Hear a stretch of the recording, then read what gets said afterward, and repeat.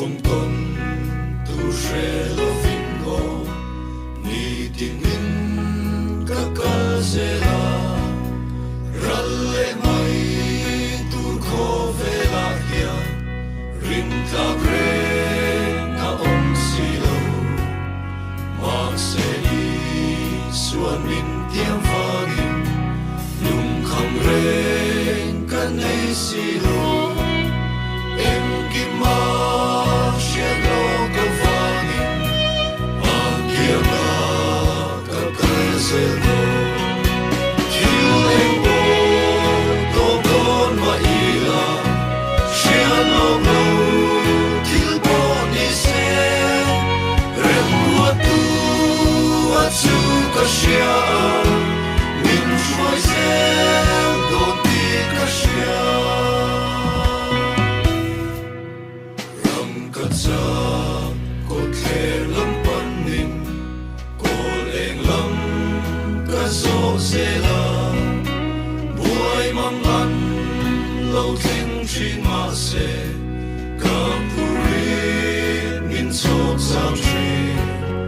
ram nít lạc ngày lâu na át xua nít tùy dòng a hul to ăn chung gì na lim na chim ba le na sa thiếu em bố tô con mà ý là sẽ lâu lâu thiếu bố ni se rem rua tu at su ka sẽ min chuối se đồ ti ka sẽ